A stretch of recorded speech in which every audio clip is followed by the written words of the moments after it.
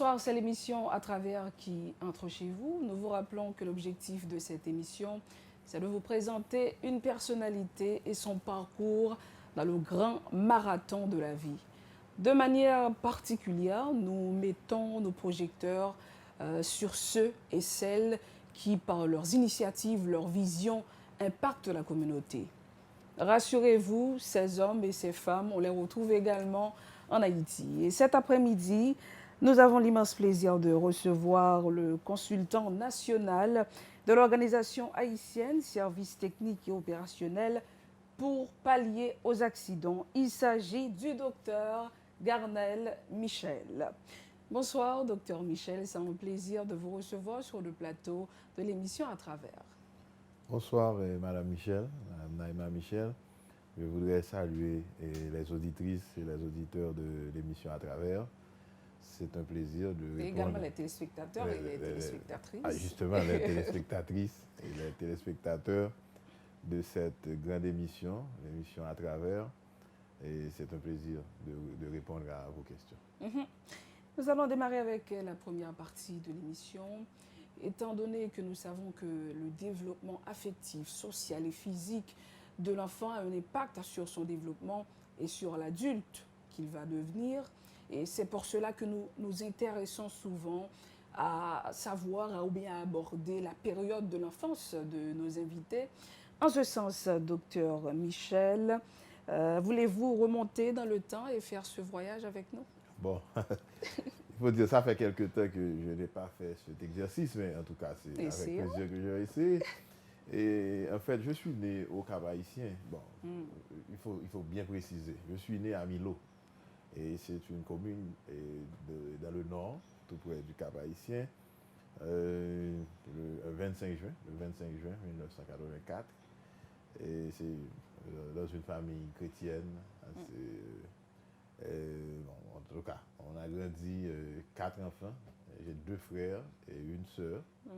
Je suis le deuxième de ma famille. Donc voilà, mon papa était professeur. Bon, il est encore professeur. Ma maman aussi. Oh, intéressant.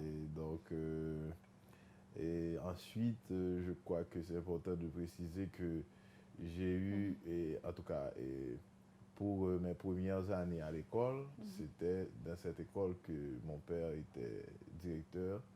C'est à Milo? C'est à Milo? Non, c'est pas exactement à Milo, c'est à Montpellier. Okay. C'est une petite section qui se trouve avant Milo.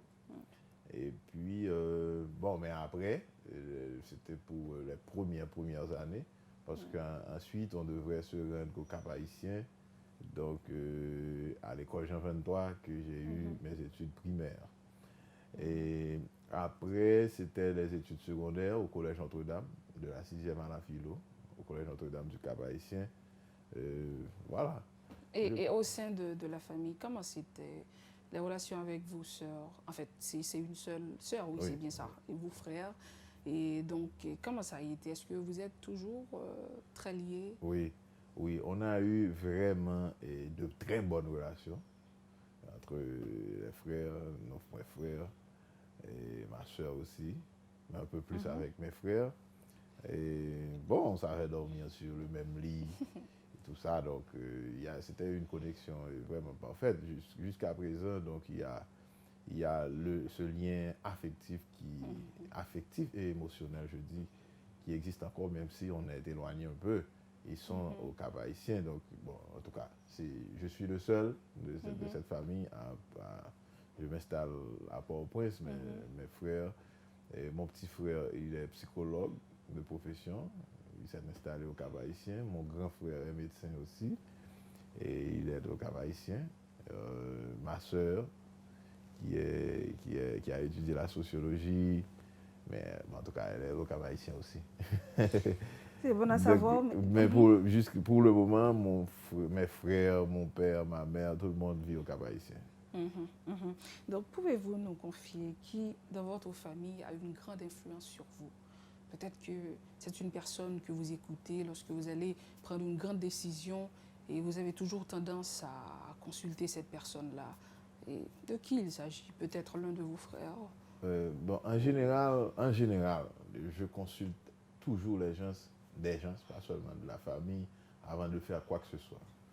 Bon, Mais qui vous monte de la tête en premier? moi, en premier, c'est mon père. Parce que mon père a une façon d'influencer sans le montrer. Donc, c'est-à-dire, bon, il fait semblant de donner des simples conseils, mais en fin de compte, c'est des ordres. mais mon père, je crois que mon père a beaucoup influencé ma vie en général. Et il a su inculquer des choses que, subtilement, hein, parce qu'il me parle, par exemple, et si tu arrives à diriger cette organisation, par exemple, il me fait une question. Donc, mais c'est au fil des temps que j'ai compris que, en fait, c'est des choses qu'il savait inculquer et gentiment, doucement. C'est ça. En plus que, et jusqu'à très tard, durant mon enfance, c'est mon père qui nous emmenait à l'école. Durant les études secondaires aussi. Il nous emmenait à l'école, à moto. À l'époque, c'était pas aussi fréquent les motos. C'était dans la ville du Cap-Haïtien, c'était quelques rares motos qu'il y avait à ce moment-là. Et il n'y avait pas de taxi moto. Mais c'est à moto que mon papa nous emmenait à l'école, de 2 à 2. Alors, il m'emmenait d'abord avec l'un de mes frères, après ça, c'est ma soeur et un autre. Donc, jusqu'au collège Notre-Dame, par exemple, on était jusqu'à 4e secondaire, je crois. Mon papa nous emmenait à l'école, mais on avait pris la décision de dire non, bon, maintenant on peut aller. Oui, vous êtes assez grand. Oui, on est assez grand, on peut aller tout seul. Tout seul. Oui. Mais il faisait ce travail-là jusqu'à 4e secondaire. Il enseigne encore, vous dites? Il enseigne encore, même dans la même école. Et bon, c'est du style consultation qu'il donne dans des écoles. Ma mère qui enseignait dans des écoles primaires, maintenant, elle s'est dirigée un peu plus vers des écoles professionnelles, mais elle est directrice d'école maintenant. En tout cas, les deux, ils enseignent encore. C'est bon à savoir. Donc, et vous, de votre côté, avez-vous fondé votre famille? Êtes-vous marié? Avez-vous des enfants? Oui, je suis marié. Je me suis marié bon, je ne vais pas dire de très tôt, mais en tout cas, je me suis marié assez tôt. J'ai 2 filles. Et en tout cas, la première, elle va avoir 6 ans en octobre. Et la dernière, je dis bien la dernière, elle vient d'avoir ses 3 ans. Okay. Et donc 2 filles, 2 jolies filles, qui ressemblent à leur maman, surtout. Et dites-nous, quel est votre hobby? Qu'est-ce que vous faites pour faire passer le temps lorsque vous ne travaillez pas? Qu'est-ce que vous aimez faire? Ah oui, parce que là, vous m'avez dit que lorsque je ne travaille pas, je travaille toujours. Bon, mais quand même un peu de temps de loisir. Qu'est-ce que vous choisissez de faire? Avant, alors, je ne suis pas un bon footballeur, mais j'ai aimé ça. J'ai aimé jouer au football, regarder le football. Et dans mes passe-temps, je fais ça. Je ne regarde pas la télé vraiment. Mais ce que j'aime beaucoup, c'est être avec des amis, mes amis, et pour discuter, pour parler. Et je faisais ça depuis toujours avec mes frères. Mais vraiment, ce que j'aime, c'est ça. C'est faire des réseaux, discuter avec des amis. Je fais ça souvent. Okay. Je fais ça trop parfois selon ma femme. Bon, en tout cas, si c'est ce que vous aimez, si c'est ce qui vous fait vous sentir bien, donc c'est bien de le faire souvent et pour votre équilibre, etc. Donc, et je pense que c'est quelque chose qu'on doit perpétuer si ça ne cause pas de problème d'équilibre au sein de la famille surtout. Oui, je crois que, en tout cas, ma femme, elle ne me parle plus de ça, trop. Elle ne me parle pas trop de ça. Certaines fois, elle existe son petit temps, mais en tout cas. Et puis en tout cas, il y a une sorte de, pour pallier ce problème-là, donc ma femme, elle est intégrée dans mon réseau. Oui, ça elle c'est est l'amie de tous mes amis, de toutes mes amies pratiquement. Oui, c'est bien de le faire ainsi. Donc nous allons, peut-être une fenêtre que vous avez déjà pu ouvrir sur votre vie, la fenêtre académique, vous avez commencé à nous dire, et voilà, vous étiez à telle école surtout, au Cap-Haïtien, en fait, si je peux dire ça comme ça, et Oui, pour ne oui. pas dire plus précisément à Milo, si... Non, c'était Non, les deux. En tout les cas, deux. à part les premières années Mhm, de mes études primaires que j'ai faites à Montpellier, mhm. mais mes études primaires et secondaires au Cap Au Haïtien, à Cap-Haïtien. l'école Jean 23 et Mhm, Collège Notre-Dame. mhm. Ensuite, pourquoi avoir fait le choix de la médecine? Est-ce vraiment une autre influence de votre père, peut-être?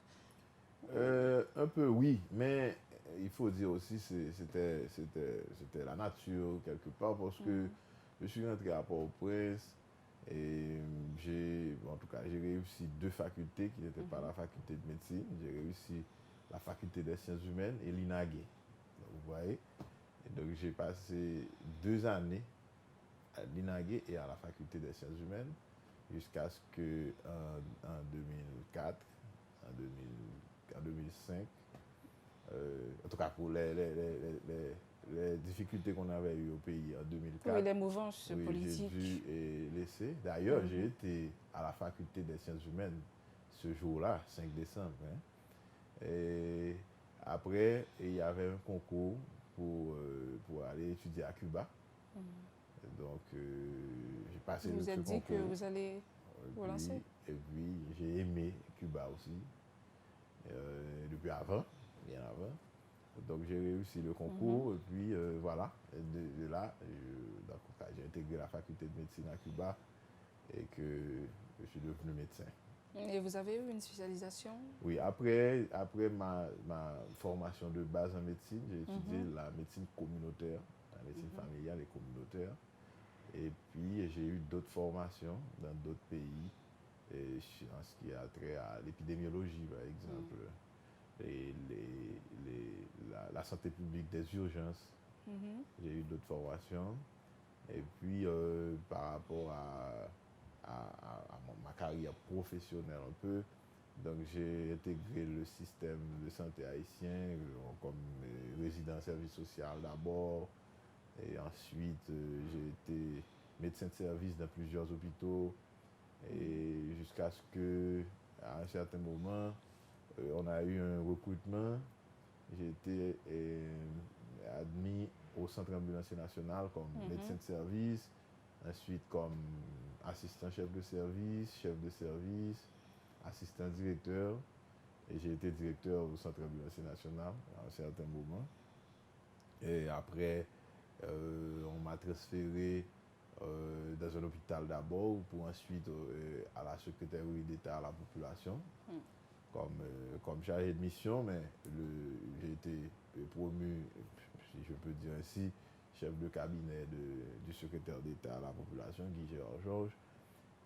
Ensuite, voilà, c'est un peu ça, mais après, récemment, on a fait, je crois que je peux mettre ça aussi par rapport à une belle expérience que Mhm. j'ai eue comme membre d'une commission de réforme du système de santé, c'est une commission présidentielle.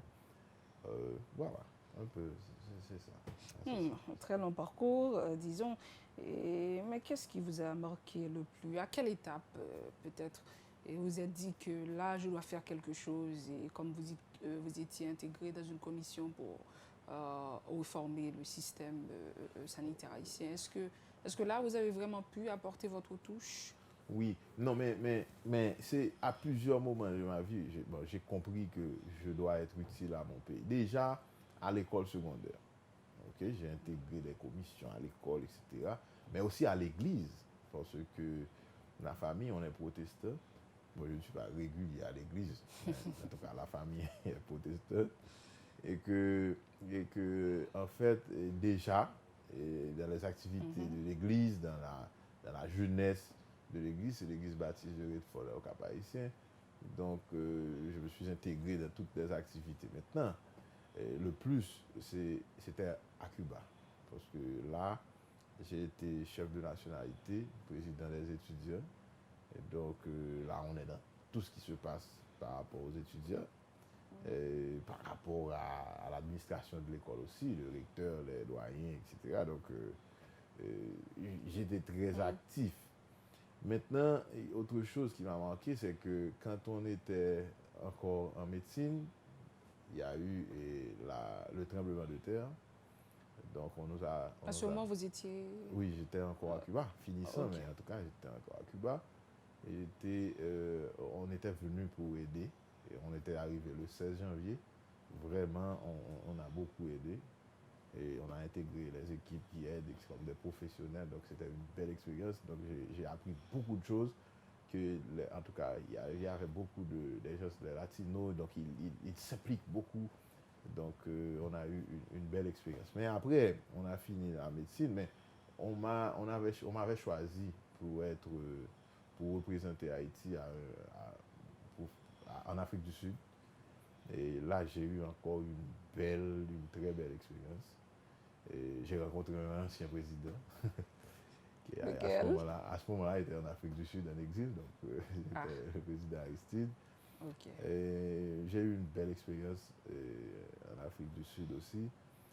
Et maintenant, arrivé ici en Haïti pour ma carrière professionnelle, j'ai vu toutes les difficultés qu'il y avait. Je me suis dit que Haïti, c'est un pays vierge, c'est un pays qui a beaucoup, beaucoup à faire.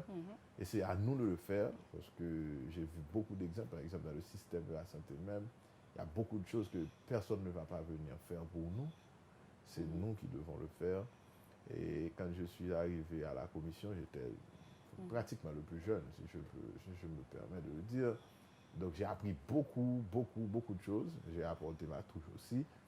Mais là, depuis lors, je suis un peu révolté par rapport à ce qui se fait dans le secteur de la santé. D'ailleurs, je crois que nous avons un système criminel. Il y a 2000 femmes enceintes qui meurent chaque année en cherchant des soins. Il y a ce fameux phénomène des accidents. Il n'y a pas de prise en charge qui se fait. Oui, on va parler de ça plus grandement, surtout dans la deuxième partie. Oui, je me suis dit que vraiment, on doit renforcer notre réseau de jeunes pour apporter notre touche en Haïti. Et j'ai d'autres. Est-ce que peut-être vos propositions ont été prises en compte? Non, non, non, du tout pas. Parce qu'en fait, on a préparé le document. On a passé 1 année et demie à préparer le document, à rencontrer les gens. Vraiment, on a fait un très bon travail que je pense utiliser cette expérience-là, ou du moins ce travail-là, à la longue. Mais on n'a pas, non, du tout pas. On n'a même pas, je ne crois pas qu'on a lu le document. On a remis le rapport aux commanditaires, c'était le président et les ministres, etc. Mais en tout cas, je dois le dire, il y a eu même des boycotts au niveau du gouvernement par rapport à ce qu'on voulait faire. Et vraiment, c'est compliqué, c'est compliqué. Bon, par rapport à cette expérience-là, je crois que c'est une très belle expérience, mais c'est pas parce qu'on a considéré Non, du tout pas, du tout pas. On n'a pas vraiment considéré le travail? Non, du tout pas. En fait, je crois qu'il y avait une tendance de mépriser le travail quelque part. Non, non. Bon, c'est bien malheureux. C'est peut-être, bon, je ne sais pas, est-ce qu'on peut dire c'est par manque de volonté et peut-être du côté des uns et des autres? Je crois qu'il y a... Je ne sais pas si je dois dire qu'il y a manque de volonté ou bien qu'il y avait la volonté de ne pas considérer ça aussi. Mais il y a la situation du pays aussi, parce que je me rappelle que le 24 juillet, on devrait présenter le rapport préliminaire au Conseil des ministres, 24 juillet 2018. Mais entre-temps, il y a eu 6, 7 et 8 juillet. Donc, à ce moment-là, tout a été chambardé. Oui, la relation c'était un peu plus directement avec un ancien chef de cabinet, M. Lalo. Mais entre-temps, on a changé le chef de cabinet aussi. Mais le nouveau chef de cabinet qu'on a écrit n'a pas répondu. Bon, en tout cas, c'est une expérience. Je crois que c'était une belle expérience. Mais surtout dans ce sens-là qu'on peut utiliser ce document-là. Parce qu'il y a eu de ce que j'appelle des recommandations très pragmatiques, vraiment qui peut changer les choses. Qui peut changer les choses, parce qu'aujourd'hui, on ne peut même pas parler de la santé. C'est un ministère de la maladie. Oui, c'est un droit vraiment bafoué en Haïti. Ah oui, donc la Constitution reconnaît le droit à la santé et à la vie, mais je crois que c'est une loi qui est pas respectée depuis la création même de la Constitution, parce qu'il y a beaucoup de zones, de sections communales, par exemple, il n'y a rien de santé qui se fait. Oui. D'ailleurs, le ministère même reconnaît qu'il y a 122 sections communales qui n'ont rien de la santé, il n'y a ni d'hôpitaux, ni centre de santé. Donc, il y a des gens qui vont être malades, des gens qui vont avoir des accidents et tout. Donc, certainement. je crois qu'il y a beaucoup de choses aussi par rapport aux médicaments. Aujourd'hui, nous sommes en complète insécurité par rapport aux médicaments. Il y a contrefaçon, par exemple. Contrefaçon, par exemple. D'ailleurs, l'OMS reconnaît que il y a et la question de l'automédication. L'automédication, mais il y a cette question, il faut préciser ça. Il y a par exemple une commune en République dominicaine qui contrefait des médicaments pour les Haïtiens, pour Haïti. C'est Villa Consuelo que je crois que son nom, le nom de la ville. Mais malheureusement, nous ne sommes pas à l'abri. Non, on n'est pas à l'abri et il n'y a pas de gouvernement qui s'intéresse à ça non plus. Je crois que c'est compliqué. Oui. Et c'est pour ça qu'on a voulu. Moi-même, aujourd'hui, je crois que je sens avoir cette mission de transformer, d'influencer le système de la santé pour que les Haïtiens puissent avoir accès vraiment à la santé, à une santé de qualité. Le moment est venu de prendre notre pause à l'émission et le temps de vous laisser respirer un peu. Merci. Restez branchés.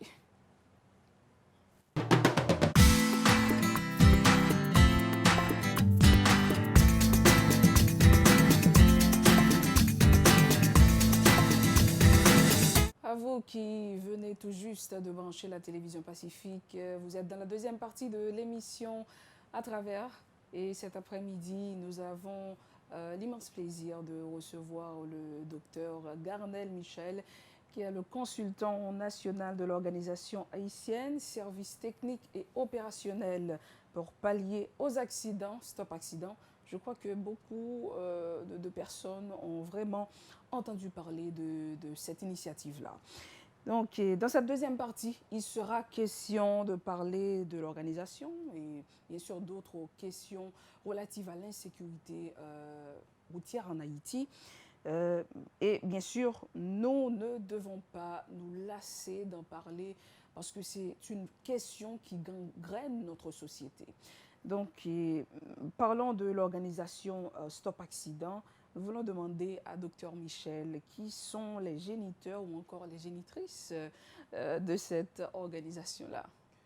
C'est une très jeune organisation. On va avoir 3 ans en novembre. Et constituée principalement de jeunes aussi, de très jeunes.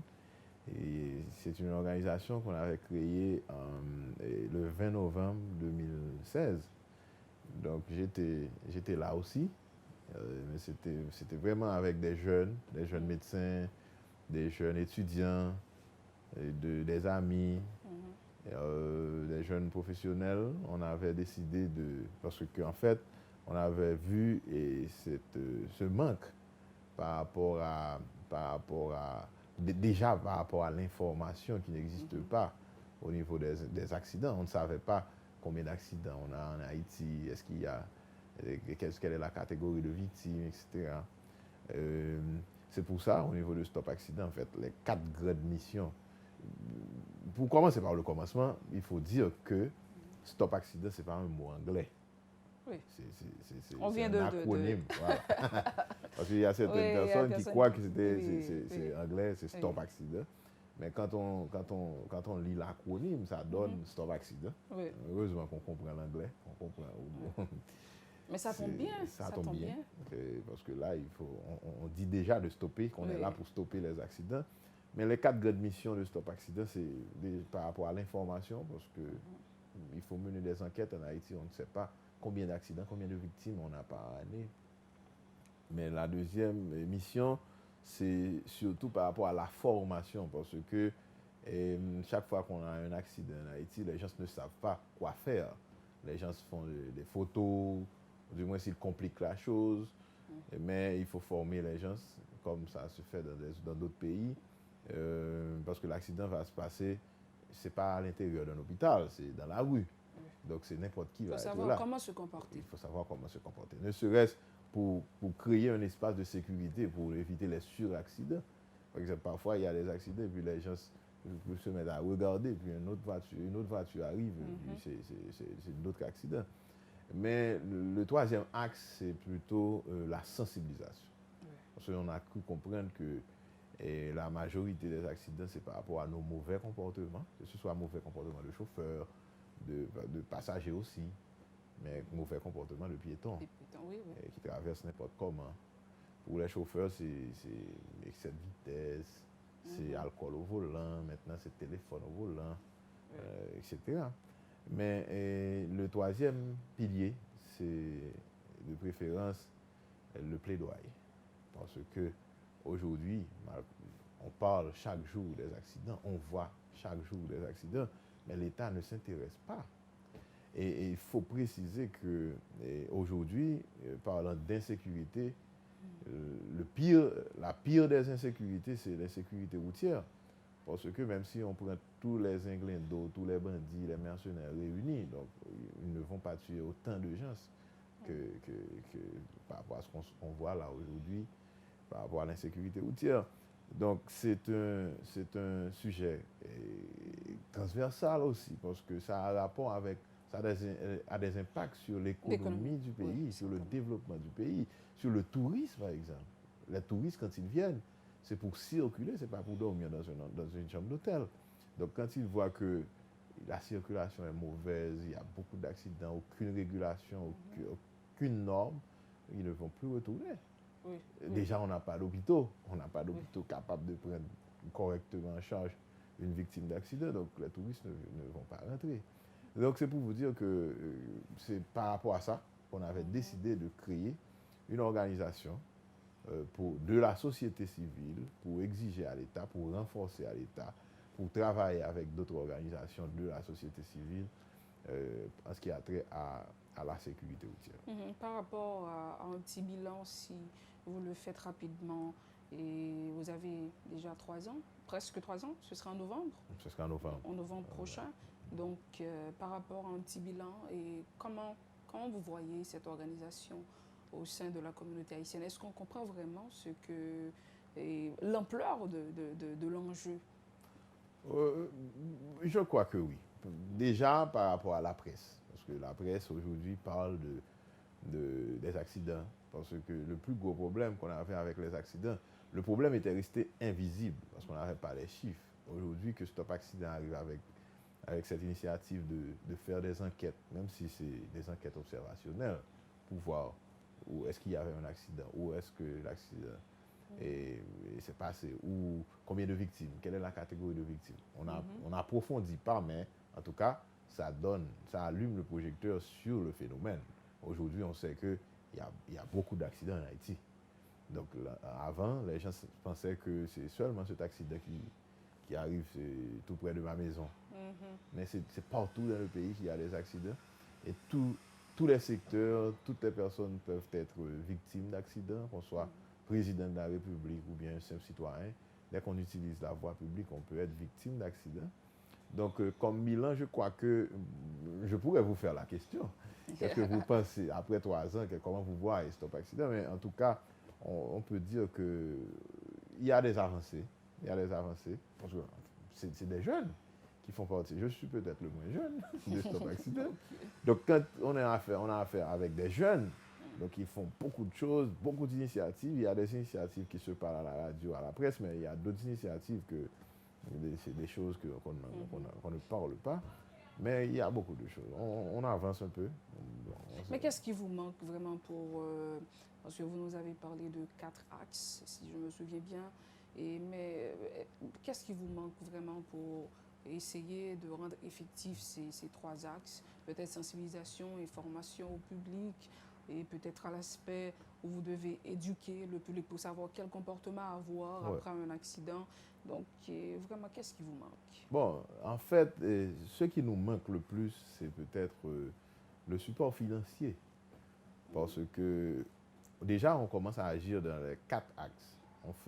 On fait ces enquêtes-là, mais c'est avec des volontaires, des bénévoles, Donc, des gens qui se donnent volontiers à travailler avec Stop Accident parce qu'ils sont conscients aussi qu'ils sont exposés au même risque d'accident. Donc, mais pour mener des enquêtes approfondies, pour savoir les causes d'accident, il faut des études un peu plus approfondies et il faut de l'argent. Il faut du financement pour faire ces enquêtes-là. Maintenant, par rapport à la formation, on fait de la formation et on a de bons professionnels. On a des gens on a des médecins, par exemple, des secouristes qui ont été formés ici en Haïti ou bien à Porto Rico, par exemple. On fait de la formation, de la bonne formation. Mais toujours est-il pour faire une formation, et on le fait gratuitement parfois. Hein. On fait des formations, c'est gratuit. Mais bon, ce serait mieux d'avoir, on n'a pas de salle pour faire la formation par exemple. Il faut donner un goûter aux participants. Ben, si on va dire qu'on va former la population, mais qui va financer cette formation? Donc il nous manque encore de financement. Et par rapport à la sensibilisation, ça on le fait un peu plus, même sans argent on le fait. On va à l'école, on va dans une école, on sensibilise les gens. À la radio, on sensibilise. Surtout qu'on a la collaboration de la presse, ça je le dis fort. Le plaidoyer aussi, on fait du plaidoyer, on travaille, on écrit aux gens, aux responsables concernés, mais aussi à travers la presse, on exige des choses à l'État, au gouvernement. Donc, mais ce qui nous manque le plus, c'est peut-être le financement. Et parlons d'accident, c'est une question assez délicate, mais est-ce que vous avez eu, je crois, quelques victimes d'un accident de la route qui ne s'en est pas sorti, ou bien quelqu'un d'autre, un ami? Vous avez... Proche à moi? Oui. Oui. Et en fait, j'ai beaucoup de collègues qui n'existent plus, qui ont perdu leur vie dans des accidents. Mais j'ai été choqué plus par la mort de Wendy Charles, que je ne connaissais pas. Je ne connaissais pas sa famille non plus. Mais Wendy Charles, c'est une infirmière qui a travaillé, ou du moins qui a commencé à étudier les sciences infirmières, mais arrivé à un moment, elle devrait présenter sa thèse. Oui. Mais travaillant sur une moto, je crois. Travaillant dans les hôpitaux, elle se rendait compte que 60% des cas dans les urgences, dans les hôpitaux, c'est des victimes d'accidents. Elle a voulu présenter sa thèse sur ce phénomène-là. Mais ce jour-là, on l'attendait pour présenter sa thèse. Il y avait eu un bouchon toute la semaine à Carrefour. Son père lui a demandé de prendre, ou du moins lui a remis à un chauffeur de moto. Maintenant, arrivé à Fontamara 27, ils ont eu une collision. Elle est décédée sur place. Sur place, oui, je me souviens de c'était un 4 août. Et c'est pour ça qu'on fait le plaidoyer pour que l'État puisse déclarer ce jour-là, c'est le 4 août, cette date-là, comme journée nationale de lutte pour la sécurité routière, parce que nous sommes peut-être l'un des rares pays à ne pas avoir une journée consacrée à la lutte, à cette lutte-là. C'est un investissement parti en fumée, aux ressources humaines qui pourrait servir notre pays demain. Donc, vous imaginez les parents, donc, au moment de voir, au moment que l'enfant va graduer pour être professionnel, ils investissent les derniers sous, ils font des emprunts et tout. Maintenant, c'est une banque qui est brûlée dans ce sens-là. Et c'est cette catégorie qui est victime le plus, la jeunesse, les enfants et les jeunes. Parce que le rapport de l'Organisation mondiale de la santé reconnaît que la première cause de mortalité chez les jeunes et les enfants, c'est les accidents. Mais la première cause de morbidité aussi. C'est-à-dire, plus que toute autre maladie, les accidents envoient plus, c'est la première cause qui envoie les enfants et les jeunes à l'hôpital et à la morgue. Donc, je crois qu'il faut prendre au sérieux cette thématique parce que vraiment le pays ne va pas pouvoir se développer si on n'arrête pas ce phénomène. Oui, certainement. Il y a un autre cas, et ce sont les marchés de rue. Et peut-être les gens qui se disent, là, je vais chercher la vie pour mes enfants, etc. C'est marchande. Des fois, je les regarde vraiment avec peine. Donc, vraiment, et ce sont des gens qui cherchent la vie, mais qui mettent leur vie également en danger. Est-ce que vous avez déjà peut-être sensibilisé sur ce point-là par rapport au marché de rue? Oh, bon, ça, on en parle chaque jour parce qu'on le voit chaque jour. Et il y a 3 semaines, il y a eu un accident sur la route nationale numéro 2 à Grand-Goâve. C'est un camion qui est entré dans un marché et qui a 15 victimes. Et bon, vraiment, et ça, c'est un cas. Et c'est pour ça qu'on commence déjà à travailler avec les mairies, Oui, avec ça, c'est important. particulièrement le maire de Carrefour, qu'on a commencé un partenariat récemment. Vraiment, il faut impliquer toutes ces institutions-là pour voir si on peut résoudre le problème. Mais au niveau de Stop Accident, on a déjà travaillé avec des marchands. Des marchands justement pour les sensibiliser. Et on parle de ça aussi à la radio. Et vous vous souvenez sûrement du 16 janvier 2012. On a eu un grave accident devant la TNH, la télévision nationale. Donc, je me rappelle qu'à ce moment, comment il s'appelait, un ancien acteur haïtien, il avait perdu son fils. Oui, Jacques Maurice. Jacques Maurice a perdu un Bien sûr, fils c'est Jacques Maurice. ce Il avait jour-là. perdu son fils ce jour-là. Donc nous sommes tous victimes, mais quelque part, ou direct ou indirectement, des accidents, parce que il y a beaucoup d'enfants qui ne peuvent pas aller à l'école parce que leurs parents, c'était des chauffeurs de moto ou des Madame Sarah, tout simplement. Donc, c'est un phénomène à tout prix qu'il faut arrêter. Oui. Donc, parlez-nous, en fait, voyons le dernier recensement de l'organisation, disons, allons de la fin du mois de juillet et au début du mois d'août. Est-ce que vous avez des chiffres peut-être et dites-nous, comme vous n'avez pas vraiment assez de moyens, quelle méthode vous utilisez pour avoir ces chiffres-là? Ok, merci pour la question parce que c'est l'occasion de parler de nos enquêtes. On a environ 200 volontaires, des médecins, des infirmières, des policiers aussi, vraiment des 200 volontaires qui nous aident à collecter les données, les chiffres par rapport aux accidents. Des volontaires qui sont dans les hôpitaux, du moins ceux qui sont au sein de la police ou bien qui sont dans la communauté, qui travaillent dans la communauté, qui nous envoient ces informations-là. Et il y a autre comme méthodologie aussi, et nous avons un forum à travers les réseaux sociaux, WhatsApp, qui réunit alors, tous les concernés par rapport à la sécurité routière. Il y a le représentant de la Croix-Rouge haïtienne, du Centre d'ambulance national, de la police nationale, des hôpitaux, d'autres organisations de la société civile, la protection civile, les pompiers, notamment pompiers de Carrefour. Vraiment, là encore, il y a près de 200 personnes sur ce forum-là. Mais ce forum nous aide déjà à donner une réponse par rapport aux victimes d'accidents. Quand il y a un accident, je me rappelle, avant hier, dimanche 4 août, c'est un jour noir. Wendy était morte 4 août, mais hier, on a recensé 24 morts durant la journée. Donc, 2 heures du matin, il y a le maire de Beaumont qui nous a appelé pour un accident à Dichiti. Et puis, on a organisé, on a coordonné la réponse à travers ce forum. Bon, on le fait chaque jour à travers ce forum, que ce soit la Croix-Rouge ou le Centre d'ambulance national, ou du moins le directeur général du ministère. Tout le monde est sur ce forum. Et puis, on coordonne la réponse. Et là, on a envoyé une ambulance, on a envoyé des ambulances pour donner une réponse. Donc, c'est ainsi qu'on fait les enquêtes. Et par rapport, il y a des journalistes aussi, il y a beaucoup de journalistes dans ce réseau. Et c'est là Ensuite, autre chose, dernière chose par rapport à ça, les enquêtes, c'est on a une application qui s'appelle Way Accident. Donc les gens peuvent envoyer des informations, des photos aussi par rapport aux accidents. Maintenant, comme chiffre, chaque semaine, chaque jour on collecte les chiffres, mais chaque semaine on rend public ces chiffres-là. Et la dernière semaine, c'est du 29 juillet au 4 août, hier 4 août, on a recensé 31 accidents et 119 victimes. 119 victimes, 95 blessés et 24 morts sur le coup.